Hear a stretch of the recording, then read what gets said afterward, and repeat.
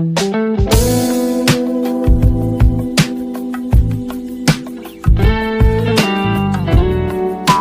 Everyone, welcome back to my YouTube channel over acting all time. तो आज हम कोई भी व्लॉग नहीं बनाने वाले हैं, आज हम प्रॉपर वीडियो बनाने वाले हैं। जो कि मैंने जब व्लॉग करना स्टार्ट किया तो मुझे रिस्पॉन्स इतने अच्छे मिल नहीं रहे हैं, तो मैंने सोचा कुछ अलग किया जाए। और वैसे भी मुझे फीडबैक मिल रहे हैं कब से कि तुम कुछ अलग करो, तुम कुछ अलग करो, तुम कुछ अलग करो जो यूट्यूब पे ना हो। अब मैंने तो यूट्यूब पे सब सर्च किया, मुझे सब कुछ मिल गया। लेकिन जब मैंने बहुत सोचा, मैंने सुबह शाम दिन रात लगा के इतना सोचा कि मैं क्या करूं, कुछ डिफरेंट क्या कर सकती हूँ मैं। तो फिर मैंने एक दिन ऐसे ही जब मैं सोच रही थी तो मैंने एक दिन अपनी अलमीरा ओपन करी और उसमें मैंने देखा कि मैंने अलमीरा में देखा कि मैं तो 2013 से ही कंटेंट मेरे पास पड़ा है, 2013 से। जस्ट इमेजिन कि वो क्या होगा। मैं आपको दिखा देती हूँ, चलो ठीक है यार, इतना मैं वेट नहीं कराती होती, सस्पेंस वाली चीज़ें नहीं है। बट बहुत अच्छी चीज़ है।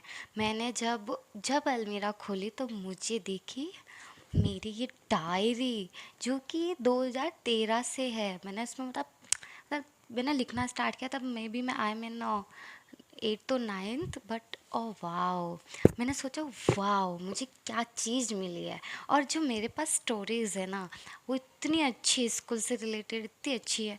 चलो मैंने बता ही दिया। तो इस डायरी में मैंने बहुत कुछ स्कूल से रिलेटेड लिख रखा है।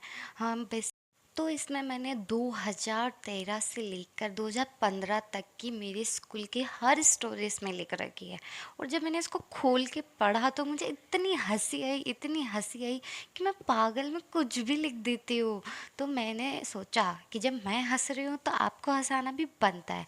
अगर हम इस डायरी के लिए मतलब इस डायरी को पढ़ेंगे, उससे पहले मैं बता देती हूँ कि completed my schooling at Jawahar Navodaya Vidyalaya. So it is a very, very, very wow journey, I can say wow journey. और अगर कोई मुझे पूछे ना कि तुम अपनी लाइफ में क्या करना चाहती हो, वापस मतलब पीछे जाके क्या सही करना चाहती हो, मतलब क्या कहाँ जाना चाहती हो, तो मैं तो सिर्फ नवोदय में रहना चाहती हूँ भाई। हम जेएनवी वाले भाई बहुत बहुत I am very obsessed with my school. कोई मुझे स्टोरी भी सुनाने की कहता है ना, तो मैं कॉलेज से ज़्यादा स्कूल की स्टोरीज सुनाती हूँ। तो अगर अब जब नवोदय की बात हो ही गई है, तो जब हमने जवाहर नवोदय विद्यालय की बात कर ही ली है, तो थोड़ा बहुत मैं आपको अपने स्कूल के बारे में बताना चाहूँगी कि जेनविस है क्या, एक्चुअली वो किस लिए है। सो they were stabilized by the government of India under the Ministry of Education in 1986. The aim of JNV is to provide high quality education to the children in rural area. The point to be noticed, in rural area, ensuring that they have access to the best opportunity in academic, sports, and the extracurriculum activities. If I'm talking about how many Genvis in India, so there are 661 Genvis spread across various states in India. So it is all about Navodaya, कि नवोदय में ज़्यादातर लोग rural area से आते हैं। उसमें एक छोटा सा एग्ज़ाम होता है, हर डिस्ट्रिक्ट में होता है, जिसमें वो लोग इसके अंदर फिफ्थ नाइन्थ और ये सॉरी 6th 9th और 11th के लिए ये लोग सिलेक्ट करते हैं। बेस्ट ये 6 में सिलेक्ट करते हैं, 9th में भी एग्ज़ाम, 6 में और 9th में एग्ज़ाम के बेसिस पे सिलेक्ट करते हैं। और 11th में अगर इनकी सीटें खाली होती है तो according to that vacancy they will select the students on their board result, on their board percentage. So it is like that. So अब मैं इसके बारे में कि वहाँ पे जाने के बाद आपको क्या क्या फैसिलिटीज़ मिलती है, क्या क्या नहीं मिलती, वो हम सब डायरी पढ़ते पढ़ते बात करेंगे। बट यार इट इज़ वेरी इंटरेस्टिंग यार। अगर आप सुनोगे तो आपको मज़ा आएगा। और जो भी जेन्युइन इसका देख रहा है वो मुझे कमेंट करके ज़रूर बताए कि मैंने इसके बारे में कुछ गलत बोला हो तो यहाँ तक हमने सुना कि मतलब देखा कि नवोदय क्या है, वहाँ पे सिलेक्शन प्रोसेस क्या होती है।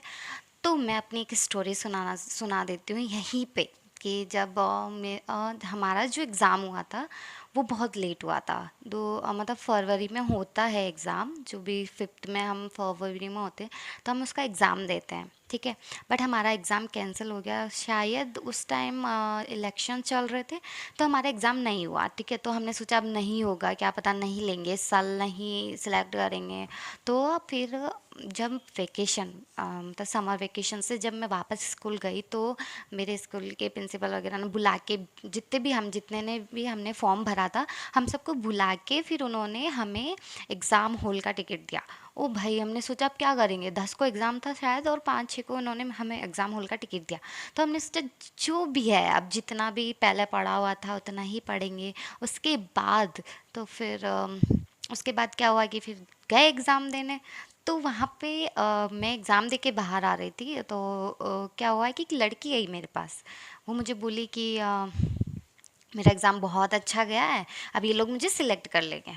मैंने कहा ठीक है, मैं क्या बोलूँ यार इस पे, मैं तो कुछ नहीं बोल सकती, मुझे क्या पता क्या हुआ।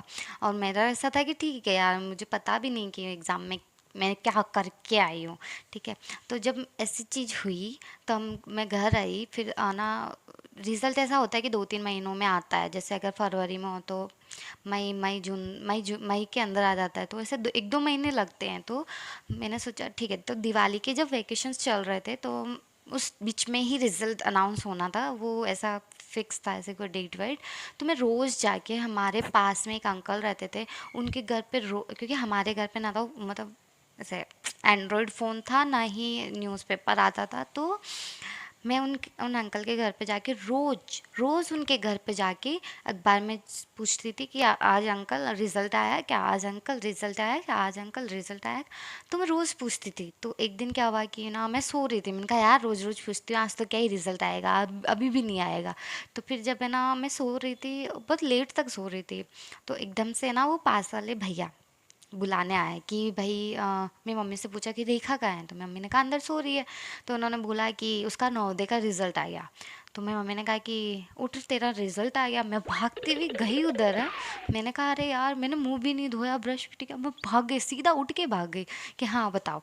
तो उन्होंने जब बोला, तो उन्होंने कहा तो मेरे रोल नंबर बताओ। तो मैंने उनको अपने रोल नंबर बताया। फिर उन्होंने बोला कि यहाँ तो नहीं है तेरा नाम, मतलब तेरा रोल नंबर नहीं है। मैंने कहा ओ गॉड, वैसा कैसा हो सकता है। फिर मैंने कहा आपको नंबर देखो तो सही, कहीं पे भी लास्ट के 4 डिजिट 3 डिजिट।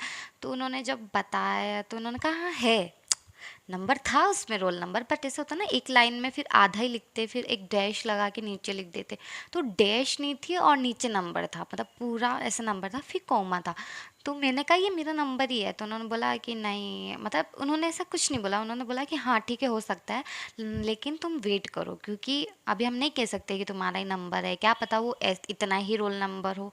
तो मैंने कहा ठीक है। तो हमने फिर थोड़े दिन वेट किया, और फिर आ गया था, मतलब मेरे, मतलब वो लेटर वेटर आता है ना, जिसमें आप सेलेक्ट हो जाते हो, तो आपको फिर काउंसलिंग के लिए बुलाते हैं।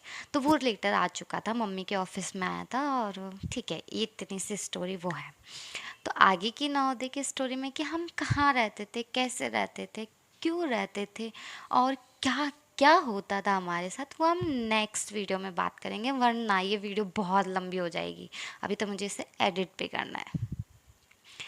तो मिलते हैं नेक्स्ट वीडियो में नवोदय की स्टोरीज को लेके। तो मैं आपको सुनाने वाली बहुत अच्छी स्टोरी, जो आपका मन नहीं लगा ना, तो मेरा नाम बदल देना, मैं बदल दूंगी अपना नाम। बाय, मिलते हैं नेक्स्ट वीडियो में, तब तक के लिए आप लाइक कीजिए, शेयर कीजिए, सब्सक्राइब कीजिए।